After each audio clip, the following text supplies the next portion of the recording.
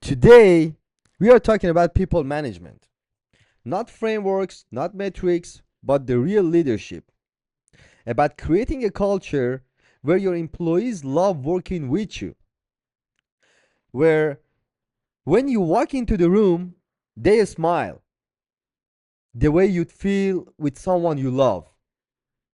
This is everything because you can have the best idea, the best product, but without the right team's heartbeat, it all dies, guys. You are not their boss. You have to be their mentor, father, friend. I mean, picture this. Um, you're arguing with yourself in your head because an employee asked for a raise. In the past, you'd feel offended, angry, defensive, maybe even blow up. Most of the founders been there, especially early days. No budget, bootstrapping, and all that. Problems, issues, nothing moves forward, daily challenges, headaches. Everybody been there. But today is different. The way that you have to act is, guys, you gotta invite them in, sit down, and talk to them, walk them through. Be like, hey, look, I want to give it to you. You deserve it. The only reason I can right now, investors limitations, cash flow, and you walk them through all the problems you have. Absolutely clear transparency. You walk them through honesty, and trust me, they will thank you because you treat them with respect, transparency, and they will stay loyal. That's culture. And why this matters? People stay for clarity and trust, not just money. It's it should be like empathy plus transparency. That's net loyalty.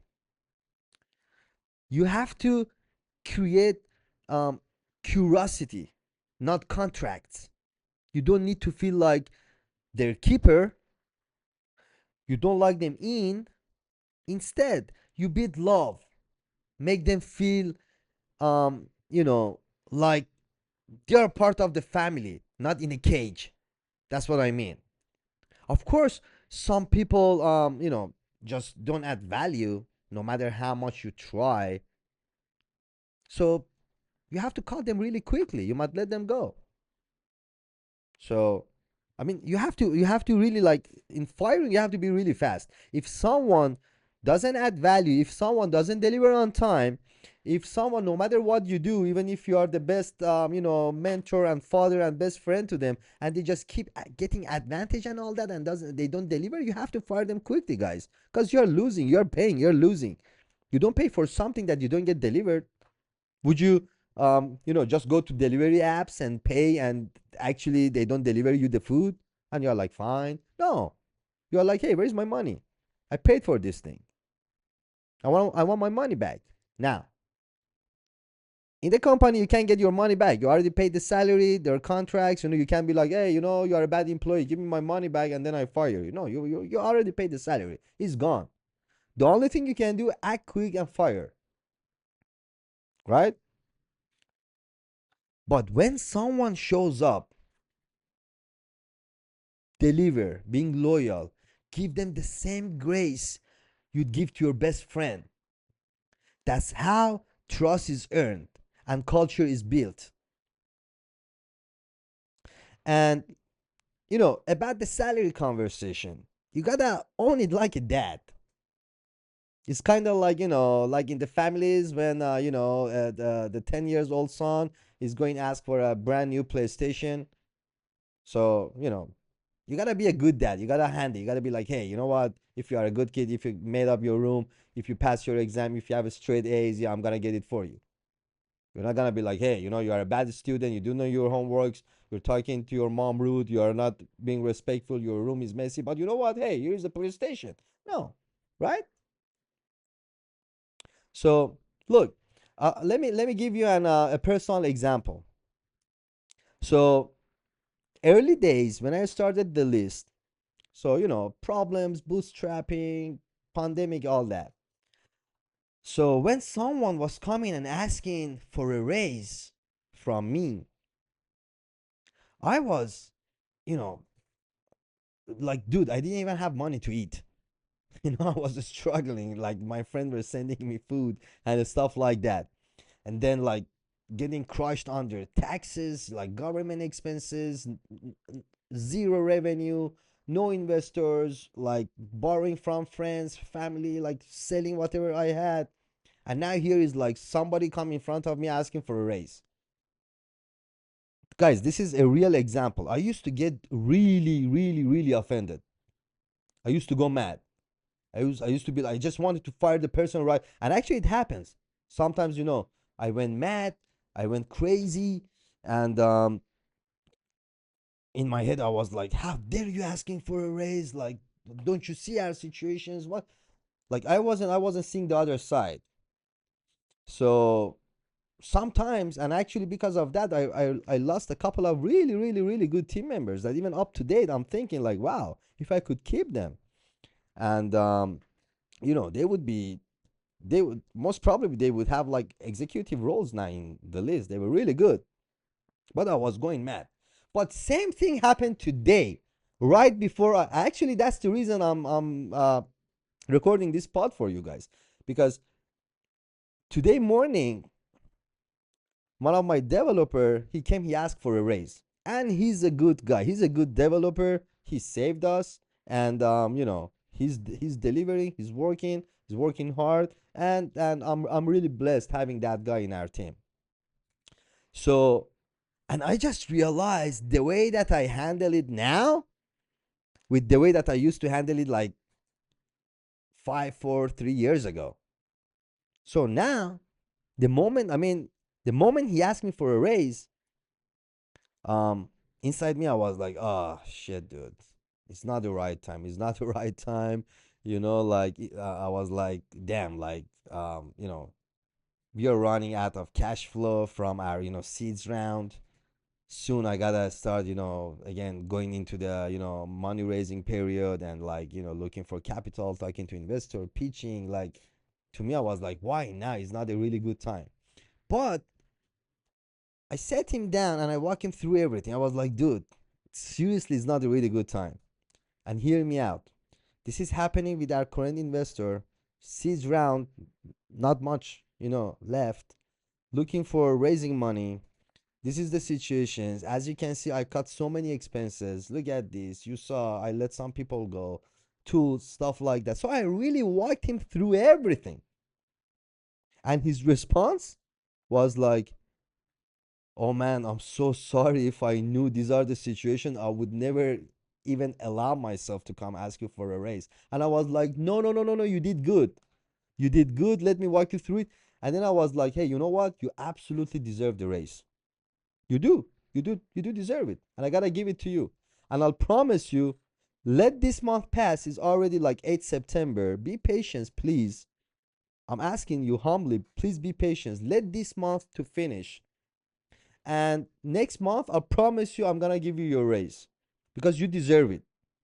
So just, and it's not like at the end of the month some kind of miracle is gonna happen and money's just gonna pour in from the sky and, oh yeah, here's your raise. No, I bought time, and I told him I want to buy time so I can see what other expenses I can cut. Maybe some tools I can get rid of. Maybe there are some subscriptions. Maybe. So I could you know get rid of some expenses so I can give you your raise. So absolutely, he appreciated me. He thanked me, and again he apologized. He was like, "If I knew, I would never come to ask you." I was like, "No, you did good, and you deserve it." And everything ended with a smile and happy day, happy Monday. Now, after that, I was like, if this would happen like 3 years ago, I would have argued with this guy. I would go mad. I would blow up. I would have fired him. Or even if not firing him, he would have, the way that I would blow up, he would have 100%, well, he would have like, quit and leave the company. And then I was like, wow, look how today I handle it compared to like a couple of years ago. So I was like, I gotta share this with you guys. Now, I would say, like, if you are hiring, hire the heart. Train the skill. You're not building robots, guys. Skill can be trained, but heart, empathy, passion, that's rare. So hire for values, not just CV. Yes, teaching them system and tools matters. Of course it matters. But if you own your trust, budget, you're done. Find people who love the mission, then give them the tools to build. And of course, systemize fairness and transparency. This doesn't mean spreadsheets, the ratings and stuff like that. It means like explaining, um, you know, candidly how raises work, what promotions takes, why the compensations move now or why it can't. Show them the roadmap. Don't hide the formula. People don't want secrets, they want context. Transparent builds trust. Even when you can't give a raise, because they see the truth, not the evasion. Now, let me give you another example what all that means. And regarding my today experience just right before the pod, where my employee asked for a raise. So imagine you have the hottest chick on the planet, like the toppest Victoria's Secret model, or just God designed the most beautiful girl and ship it down to earth for you. And the girl is absolutely loyal. She's not, fucking around. She's loyal. Like, trust all that. She doesn't talk to any other guy behind your back. She's not cheating and all that, right? And you provide whatever you can as a man. Now,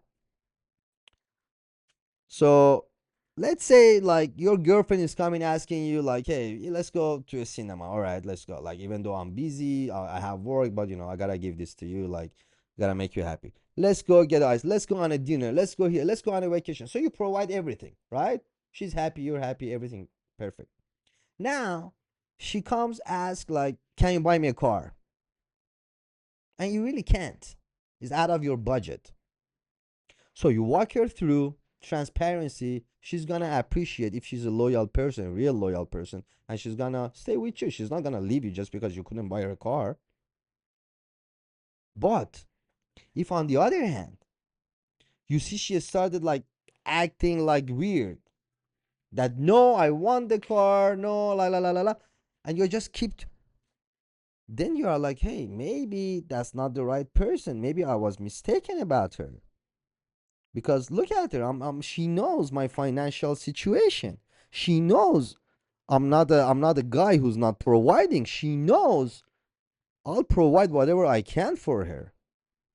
And she knows right now I can't buy a car, but she doesn't give a damn. She doesn't give a crap. She's like, I don't, you gotta buy me the car. Then you are like, maybe I shouldn't stay with her. Because how about even if I buy her the car, let's say I love her that much that I go get a loan or borrow money from my friends and I buy her a car. Then what's gonna happen after 6 months, after 1 year? What's gonna happen? She's gonna come and ask for a house or something? Or for the most expensive bag in the market, like, hey, buy me this Birkin bag for 80K? How about that? So if your employee comes in and ask for a raise and you walk them through transparency, what I talked about before a few minutes ago, like what my employee did today, he even apologized and thanked me and all that and wish us all good for the company and for that, and he was like, no worry, I'm so sorry I asked you, like, forget about it whenever you can, it's all fine. Then I'm like, that's the guy I don't want to lose. Because guys, losing a good employee just because you cannot is gonna hurt you much more. Imagine just losing a nice employee just because you cannot afford keeping them or giving them a raise or something.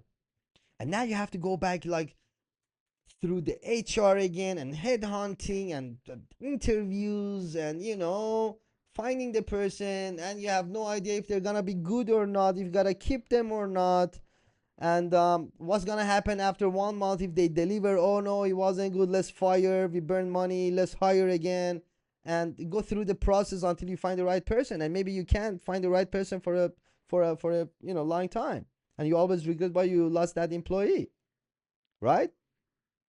But if that employee doesn't understand and wants to raise and put you in a corner that you are like, oh damn, I really can't afford losing him right now, because we are before launch. He knows the codes and all that. So I don't have any other, like, let's say he's iOS or Android or backend or whatever front end. I don't have a second backend developer, a second iOS developer, a second Android developer, and I'm tight in budget and I can't go through HR and all that. So what's gonna happen? What are the outcomes that if you keep that employee and no matter what, give a raise, even if you have to hurt the company, what's gonna happen after 2 3 months? That employee is gonna keep you as a hostage. He's gonna come back and ask for more raise, and if you don't, they're gonna be like, always, guys, you gotta be afraid of those that they're gonna come to your office, that they're gonna be like, hey, man, can I have a few moments with you? Yeah, go ahead. um you know um I really love working here, I really love the environment, I really love you, but uh you know I want to ask for a raise because life expenses, kids, wife, all that. And the thing is that I got a good offer, and hey, uh, if you can match this offer, I really would love to stay here. I don't want to leave, but if you can't, I gotta leave, etc. Now, there are two cases in here. First, you know, it's kind of like that girlfriend is that telling you buy me the car, or I'm gonna leave you for that rich guy who can buy me the car. Then what you gonna do? Oh baby, here, please get the car and don't leave me. That's a stupid mistake, because next she's gonna ask you for a house, next she's gonna ask for a boat, next she's gonna ask for the most expensive ring on the planet, and at the end eventually she's gonna leave you. So now, of course, I'm not comparing a boyfriend girlfriend or a wife husband relation with the in a company culture, an employee with a boss. That's totally different, with some similarities but totally different. Now, in this case, these kind of people are those that you have to be careful, because today my employee didn't tell me, hey, and of course he could say, of course he could be like, hey, I have this offer, and if you can't match it, I gotta leave. Of course he could blackmail me. He knows our situation. He knows, I have overlaid so many employees. He knows that he's the only backend developer. He knows that he knows he knows the code. He did so many refactor and all that. And we are just like a few weeks before launching our new versions, that we have wrote everything from scratch, that we were delaying for almost 2 years for bringing this to the market. So he could easily come blackmail me, be like, hey, you know what, Ali, I want this much money, can you give it? I'm not gonna work. Go find someone else, face another year of delay, and the new backend gonna come here and gonna be like, no, I don't know this code. You gotta give me time. I gotta rewrite from scratch. I gotta throw it. Oh no, I don't like this APIs. Oh, who was the ex developer? He didn't do a good job, and etc. etc. etc. So he could easily do that. But instead, he asked apology. He was like, I didn't know you are in this situation. I would never even allow myself to come ask you for that. No worries. Please take your time. I'm here. I'll work hard for you as before. Nothing's gonna change. And yeah, we're gonna talk about it in the future whenever you are more relaxed. So be careful about those that they're gonna blackmail you, or they're gonna put you in a corner by lying to you that I have another offer if you can match it. Dude, if they had another offer, you can match it, they would already leave. Or they might have the offer. I'm not saying they're all lying. They might have the offer, but it might be more far from their house, more traffic, more expenses in gas, or they might not be sure if they're gonna love the environment. How about if I go there and it's not relaxed, and my coworkers, they're gonna, I'm not gonna like them, or my manager is going to be like a dickhead, or right? So they have also their own concerns. So what I'm saying, be careful of those guys or that girlfriend or those employees that they want to blackmail you or put you in a corner to gain something out of you, because you cannot hurt the whole business and the whole team and bring the company negative and not being profitable and lose money just because like you need to keep someone.